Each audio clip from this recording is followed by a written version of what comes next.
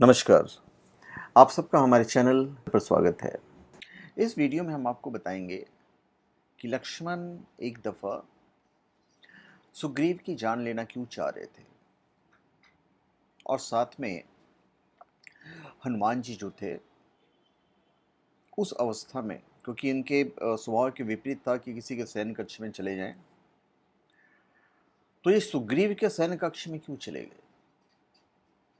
ये सारी बातें हम आपको इस वीडियो में बताने जा रहे हैं। देखिए, भगवान श्री राम विष्णु के अवतार थे, तो वहीं लक्ष्मण स्वयं शेषनाग के। लक्ष्मण अपने बड़े भाई श्री राम की व्यथा को बिल्कुल भी नहीं देख सकते थे। यदि उन्हें जरा सा भी दुख पहुंचे तो आप समझ सकते हो क्या कर सकते हैं। फिर चाहे कोई देवता हो या फिर सुग्रीव जैसा कोई राजा ही क्यों ना हो। अब भाई बाली को तो उन्होंने समाप्त कर दिया श्री राम ने, और सुग्रीव जो हैं बोले कि अभी बहुत बारिश का समय है, तो इस वक्त जाना उचित नहीं होगा और मैं थोड़ा सा यहाँ पे व्यवस्थित भी कर लेता हूँ राजकाज जो है। तो सुग्रीव अपने प्रॉमिस को भूल गए। अब एक दिन श्री रामचंद्र जी ने अपने भाई लक्ष्मण से कहा कि लक्ष्मण, वर्षा ऋतु बीत गई है, सभी जलाशयों के जल स्वच्छ हो गए, वन और पर्वतों पर पक्षियों का कलरव गूंजने लगे हैं, परंतु वानरों के राजा सुग्रीव ने हमारा तिरस्कार कर दिया है। यद्यपि सीता का वियोग मेरे लिए बिल्कुल सहनीय नहीं है, फिर भी मैंने अपनी हृदयगत भावनाओं पर नियंत्रण किया हुआ है। सुग्रीव ने गीता की खोज के लिए जो वचन मुझे दिया था, संभवतः वो उसे भूल गया है। अब उसका स्वार्थ तो पूरा हो चुका है, इसलिए उस दुर्विनीत वानर को हमारी कोई चिंता नहीं है। अब ये बात सुनकर लक्ष्मण जी को क्रोध आ जाता है। वो बोलते, भ्राताश्री, आप मुझे आज्ञा दीजिए ताकि मैं किष्किंधा नगरी में जाकर उस दुष्ट वानर की खबर लेता हूँ, उसे बलपूर्वक पकड़कर आपके पास लाता हूँ। भाई तो बहुत गुस्से वाले ये भी थे, और श्री राम को मित्र भी बन गए थे सुग्रीव। तो श्री राम जी थे, मित्रता को भी कलंकित नहीं कर सकते हैं, क्योंकि दोनों की अच्छी मित्रता हो गई थी। और इसी मित्रता में भगवान श्री राम ने उन्हें किष्किंधा का राजा बनाने और सुग्रीव ने माता सीता की खोज में सहायता करने का वचन दिया था। तो उन्होंने एक फ्रेंडशिप डेवलप कर ली थी, और फ्रेंडशिप में मतलब भगवान श्री राम खुद नहीं जा सकते थे, और उधर सुग्रीव अपनी पत्नियों और अन्य दास दासियों के साथ भोग विलास के शिखर में डूब चुके थे। तो सब चीजें जो है उस सुग्रीव के भाग्य के विपरीत जा रहा था, प्रोमिसेस के विपरीत जा रहा था। और इधर श्री लक्ष्मण जी तो साक्षात मृत्यु के स्वामी हैं। उनकी पदचाप भला कैसे किसी की निद्रा को अनवरत जारी रहने की अनुमति दे सकता है। किष्किंधा की ओर बहने वाली पवन भी मानो अपनी दिशा बदल कहीं दूसरी दिशा में बहने लगी जब वो किष्किंधा की ओर चले। एक बार तो ऐसा लगा कि शायद पवन ने बहना ही छोड़ दिया हो। ऐसा लग रहा था कि सब डर कर छिप गए हों। सुग्रीव को लाने के पीछे भी अपार दया ही झलकती है, कारण श्री राम जी तो किसी बंधन में बंधे हैं नहीं।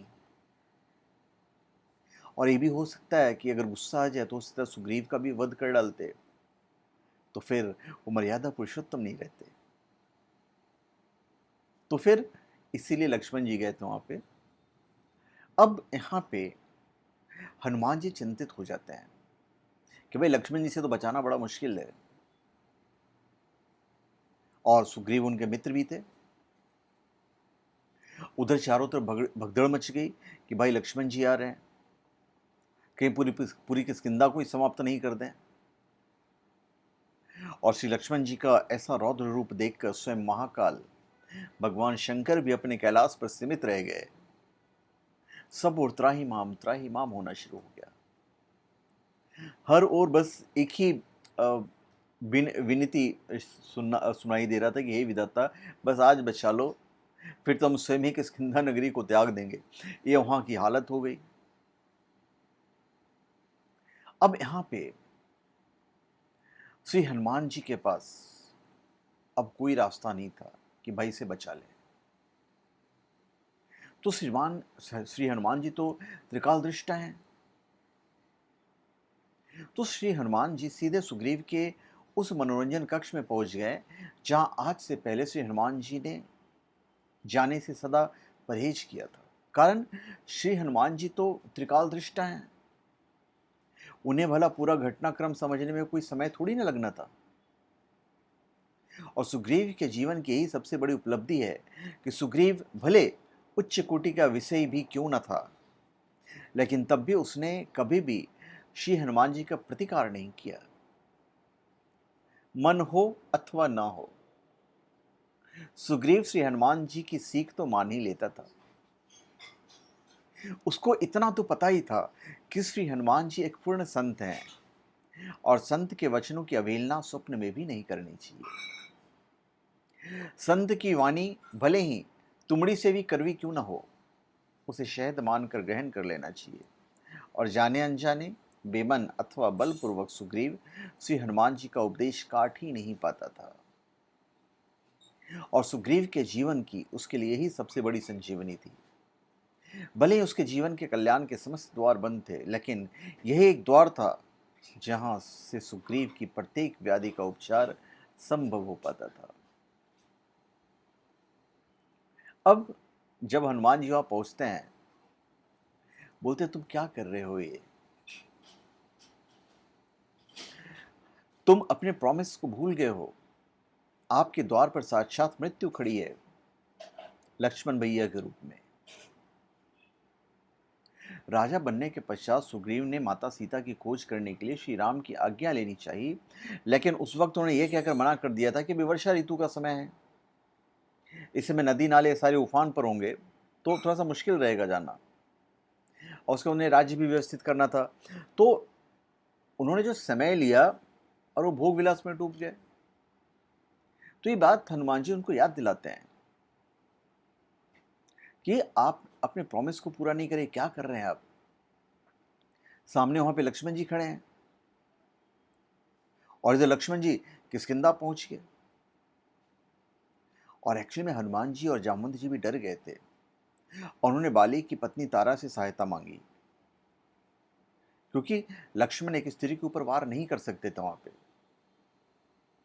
और यहां पे तारा ने जाकर लक्ष्मण का क्रोध थोड़ा शांत किया। तब तक हनुमान जी और जामवंत ने सुग्रीव को सचेत किया। हनुमान जी ने उन्हें समझाया और उन्हें सब स्थिति का ज्ञान करवाया। लक्ष्मण के क्रोध के बारे में सुनकर सुग्रीव अत्यंत भयभीत हो गए और लक्ष्मण के सामने जाकर फिर उन्होंने क्षमा मांगी। सुग्रीव के क्षमा मांगने और उसी समय भगवान श्री राम से मिलकर माता सीता की खोज शुरू करने का सुनकर लक्ष्मण का क्रोध थोड़ा शांत हुआ और उसके बाद उन्होंने उसे माफ किया। और यहाँ पे हनुमान जी ने माफी मांगी थी, बोले कि प्रभु, महाराज सुग्रीव ने वास्तव में निंदनीय कार्य किया है, परंतु आप क्रोधित ना हो। सुग्रीव अपना वचन जरूर निभाएंगे। तो यहाँ पे पहले भी जब हनुमान जी मिले थे तो उन्होंने कहा था लक्ष्मण जी ने कि अच्छी तरह से समझा कर लाना। और दूसरी तरफ जो राम जी थे, तो जो मित्रता प्राप्त करके भी मित्रता का निर्वाह नहीं करता, ऐसे व्यक्ति की मृत्यु हो जाने पर पशु भी उसका मांस भक्षण नहीं करते हैं। यह हमें सीख लेनी चाहिए। वही भगवान श्री राम ये कहकर भेजे थे कि उसे जाकर समझाना। तो एक्चुअली में यही कारण था कि लक्ष्मण जी उसकी प्राण लेना चाहते थे और दूसरी तरफ हनुमान जी उसके जो शयन कक्ष में चले गए, मनोरंजन कक्ष में चले गए थे, क्योंकि अपने मित्र को वो बचाना चाहते थे और दूसरी तरफ भगवान श्री राम के भक्त तो थे ही। तो धन्यवाद, आप सबका हमारे चैनल पर स्वागत है। आप हमारे चैनल पर सब्सक्राइब करें और अपने कमेंट दीजिए। धन्यवाद।